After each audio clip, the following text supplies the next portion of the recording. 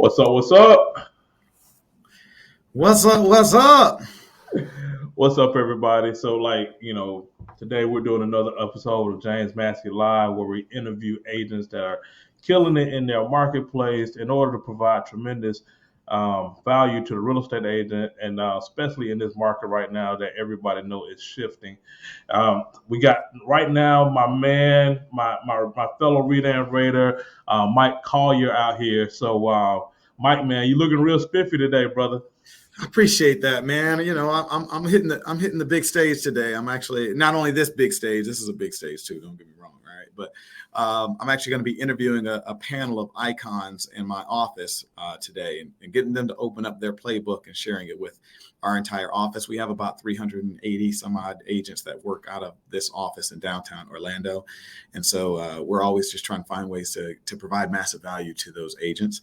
And anytime we can get our leaders to open up their playbook and share, especially as you mentioned this shifting market, I believe that the market has shifted. And so now we're talking about a season of change, and agents are going to have to do things. They're going to have to change the way that they've been doing things, change the conversations that they've been having, change the way they've even been thinking about how real estate is done, and make sure that they're doing those things, not just learning those things, but actually taking action and executing on what they learn in order to succeed throughout 2023 and 2024. Man, I love it, dude. I mean, that's one thing I can say about you, man. You always are moving things forward. I mean, you always got your ear to the street, so to speak, and you got your organization, humping right from the get go, man. Yeah. So a couple of things, man. I know we just came from Vegas, right? Yeah. And coming from that type of environment, man, like everybody's on like freaking 10 right now. I'm coming back, and I got big goals and big list of stuff that I'm not only want to utilize for myself, but also at the same time be able to share with my group of agents that I'm connected with as well. Yeah. Um, One thing that you've been able to do is to kind of create a big following and build your business in that following in and of itself, man. Can you talk a little bit about that and Yeah. what that process looked like? Because you're a fairly new agent, right? Yeah. I mean, I've only been selling general real estate for 4 years. I'm in my fourth year now. And, prior to that, I was flipping homes and flipping mobile homes and doing wholesaling and hard money lending. So I was more on the investing side than I was on the traditional real estate side. And so I kind of came into it knowing a little bit more than agents from one perspective, but then also not knowing what a lot of agents knew, as they came from, the big box brokerages, as I like to call them. They came from the big names before they came over to where we are at EXP. And so that's why I really like the power of collaboration. But for me, social media is a big deal. I utilize social media to build not only my clientele and let my clients know what I'm doing, but I also use social media to let agents know what I'm doing. And it's been very successful for me. And I'm using social media not so much just to be like, yo, look at what I'm doing. It's more of building a community through what I'm doing and creating a culture and making sure that they understand what that culture looks like, that through line. And so, for instance, there have been agents who have seen my social media, seen what I'm doing with my group, and really the group that the greater group that I'm a part of, and the things that I'm doing is I'm speaking on stages and inspiring agents, at speaking events and engagements.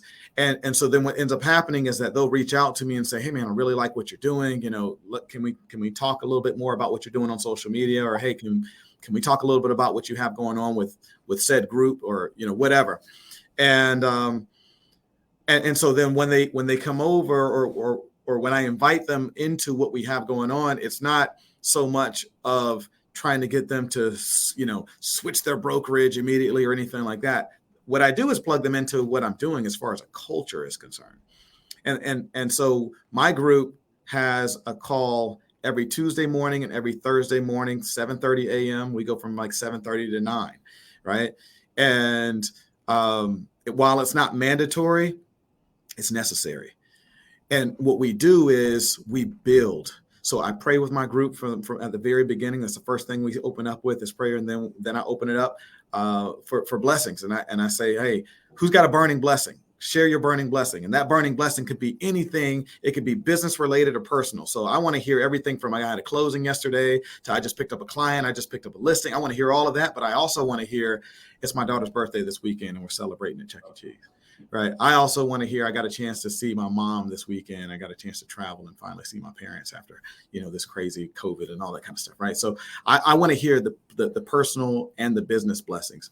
And what I find is that when you're sharing gratitude, gratitude and anxiety or gratitude and fear can't live in the same place. They can't live in the same space.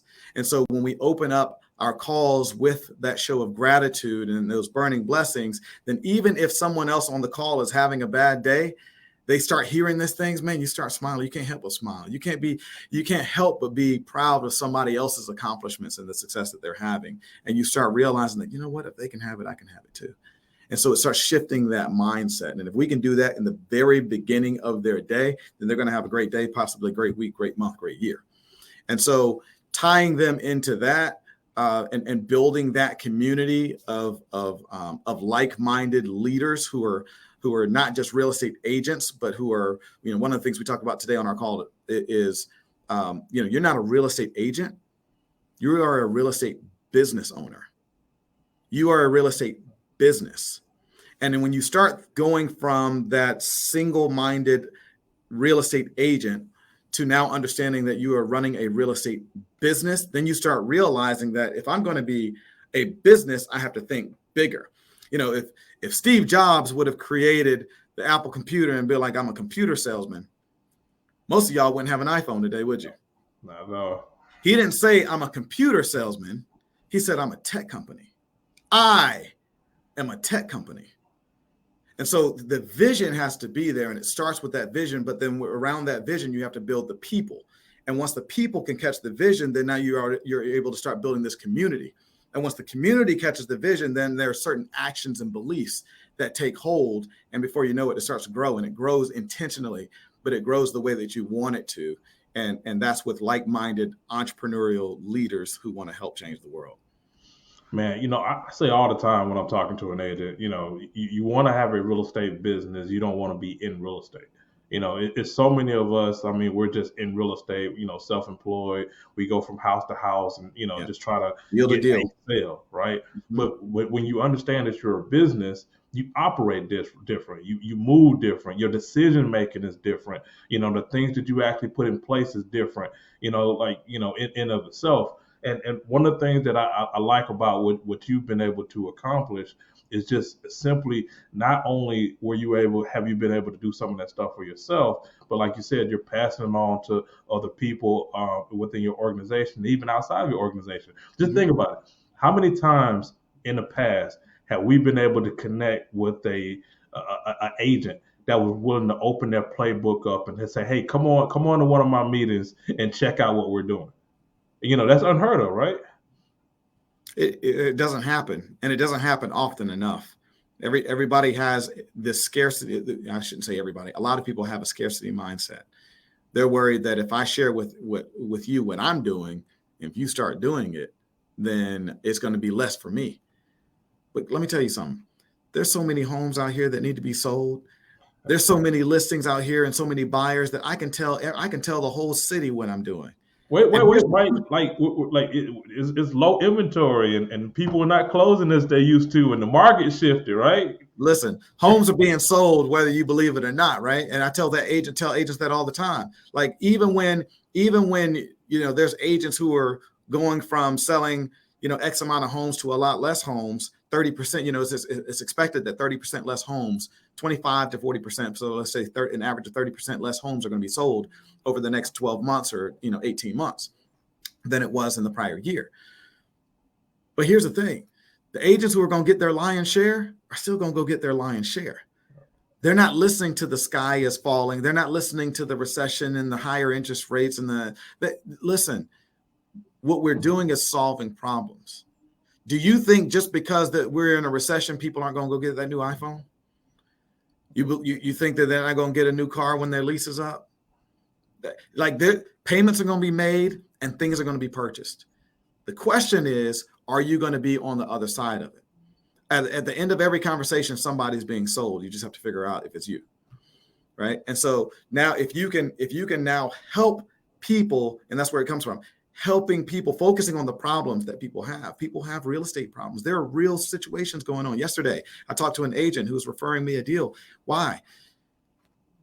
It's a couple that's getting divorced. Guess what? During a recession, it's going to be a whole bunch of people who get tired of seeing each other's face in the same house, right? During a recession, unfortunate things happen. And this isn't to say that you capitalize on tragedy, but guess what? It's not about capitalizing. It is truly about helping people through their problems. A divorcing couple who are living under the same roof have to come to a decision. And sometimes if they don't come to the decision, guess who makes the decision for them? The judge. And the judge is going to say, I see y'all got this problem going on, but that house needs to get sold. And if you can't figure out who's going to get the lion's share or how you guys are going to split it up, and if the offer comes in, this is exactly what's happening.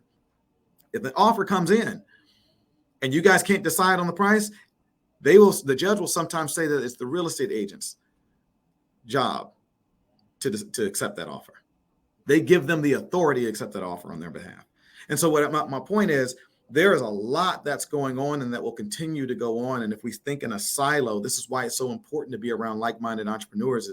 What's really important are the people that you're doing business with. You could be a real estate agent and be at a great company with great people who are super nice and all that kind of stuff. But it goes back to what you were saying, man, when they start having closed door meetings and they start talking about what they're going to do with their team, because you're on the outside, or because you're with that company over there, I'm not telling you what you're doing because, we do this over here and you work for, I work for this builder, you work for that builder. We're not going to tell you, and we're competing. What happens when those same sales rep goes, you know what? Matter of fact, I want to partner. I want to collaborate with other reps. I want to collaborate with other agents. And what if we could just build a bigger pie, right? Whoever said, like, we get so worried about somebody taking a bigger piece of our pie, but what we forget is that when we begin collaborating, we get a bigger piece of a bigger pie. I would rather get, I would rather get a larger percent of a larger amount than a smaller percent of a smaller amount every day of the week. And so it's a mindset shift, and that's what we're building. Dude, it's funny, man. So I was actually talking to an agent that was on my team at that particular time, and they wanted like a bigger slice of the commission, right? From the leads that we was actually sending them to them. And what I was trying to explain to the person, I was like, look, what you really want is more, but like the bigger opportunity, instead of getting a bigger piece of this pie, like get a piece of multiple pies, because if you get a piece of multiple pies, then everybody's able to win. Nobody's like, having no issues or anything like that. And just having that shift in of itself. Basically what you're talking about right now, when you're talking about problem solving, like money changes hands when problems are solved. Amen. And that's really what you're doing right now. It's like, hey, what is the issue right now? What is my client base thinking about at night? What are their issues with this market? What are their issues with buying or selling their house? And like, if you're able to position yourself as the person to solve that problem, then you're gonna gather more market share. And like you said before, this is really what's happening right now. The people that know how to do that, they're going to come out of this thing not only great in the midst of it, but when this thing is all over, they will have gathered more market share. Some of the biggest business was created in downturns. That's right. And that's what we're in right now. So you got to move forward. There are people who are there are agents who are focusing on surviving the next 12 to 18 months. But then there's agents like me who are looking at thriving in the next 12 to 18 months. Because yes, there may be a contraction in business.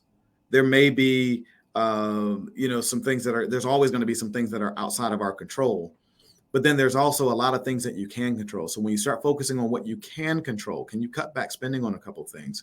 Maybe, yeah. I'd say in most cases you can, whether it's personal spending or business spending. Now is the time to start analyzing what's been working for you. Are you putting dollars in and getting more dollars out? Or are you getting less dollars out than what you're putting in? that's the case, then that might be something that you need to review and possibly cut out. There will need to be some pruning in this season. But just as you know, the way pruning works is the reason why you prune it is so that it can experience greater growth when it's growth time.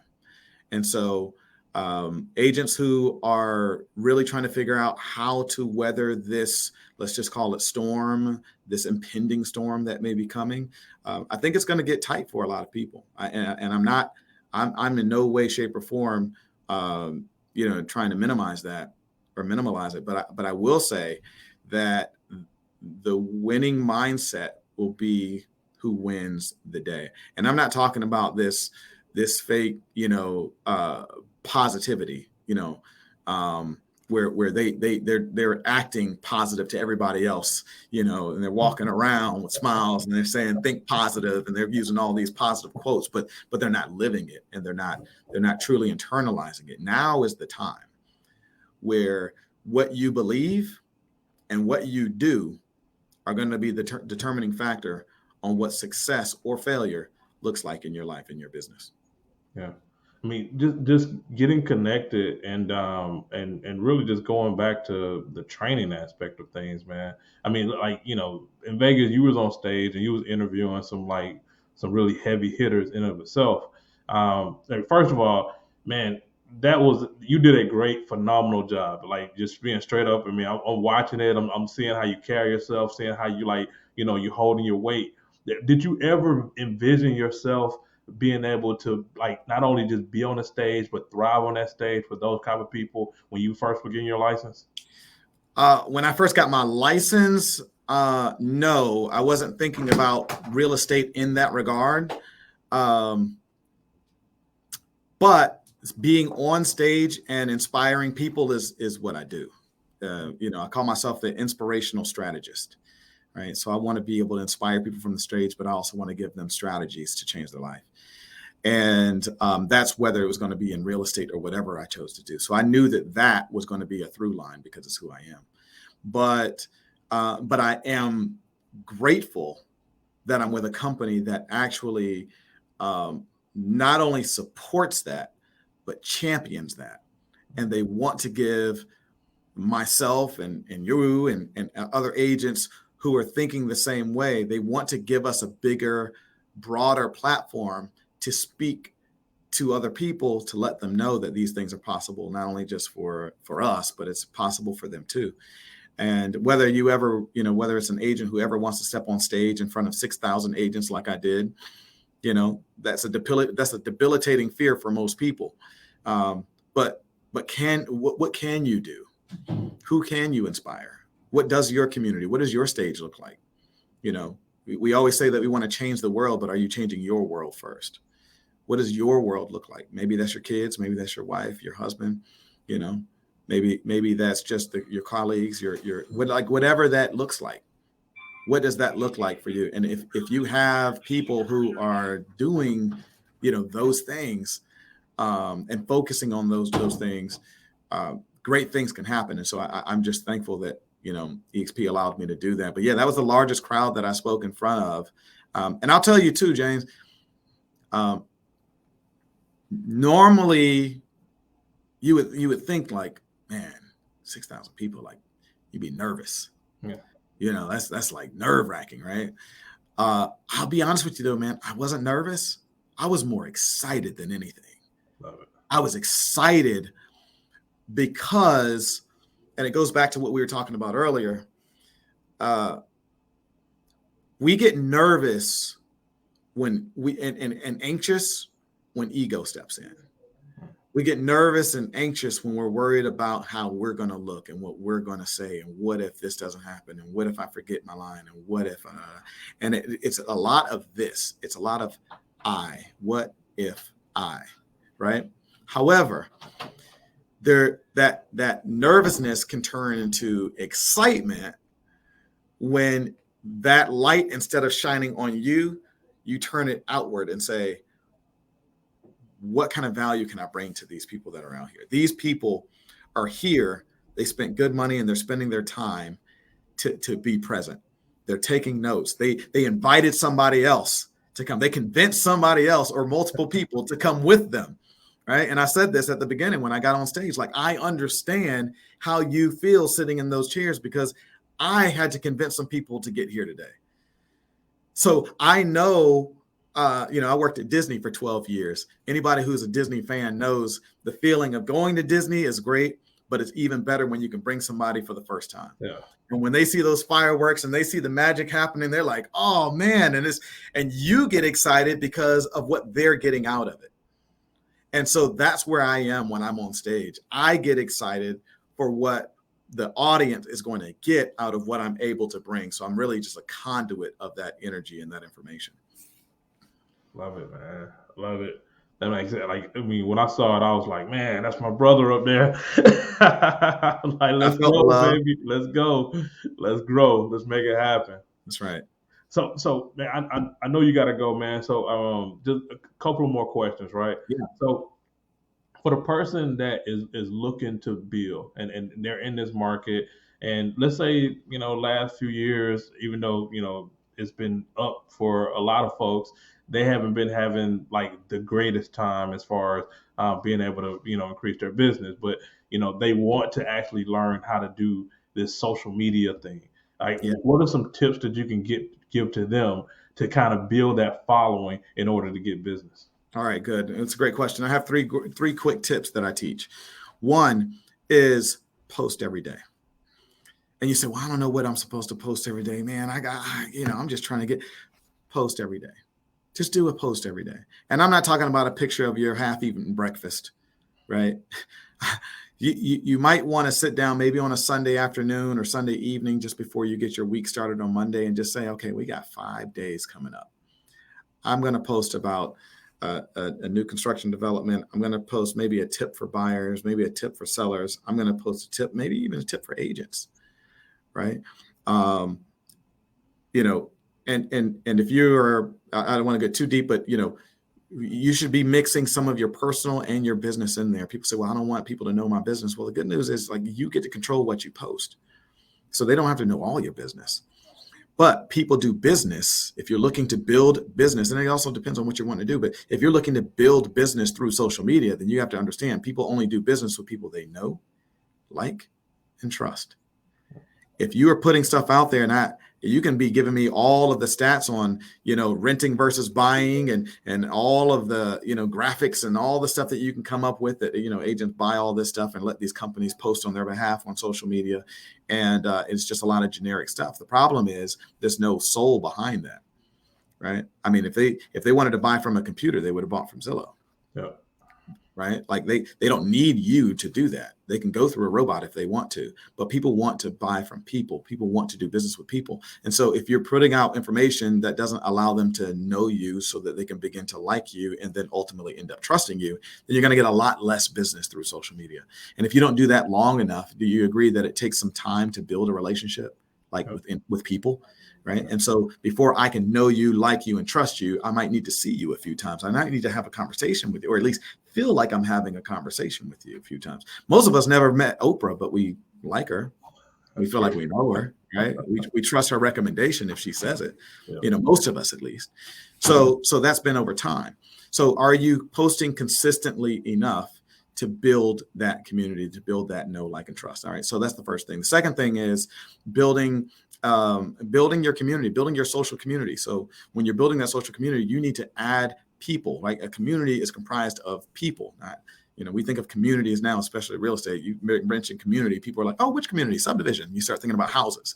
When I think about community, I think about the people that are in those houses, right? The people that are in that space. And so a community is comprised of the people. So you need to add more people to your network if you want to grow your social following. Well, how do I do that? Well, you got to go outside. You got to get out and meet people. When's the last time you've been to a networking event and actually connected with people on social media? And not only did you connect, but it goes to my next point, which is the last point, is engage. So you need to be adding at least 5 new people to your social media sphere every single day. I don't care if you meet somebody you probably go to the same bank every day. You should be talking to your banker, right? The same, that teller. You know what I do, James, when I go to Publix? You know how when you go to Publix or whatever grocery store you go to, you know, a lot of them have started reducing the cashiers, and they turned them into what? Machines.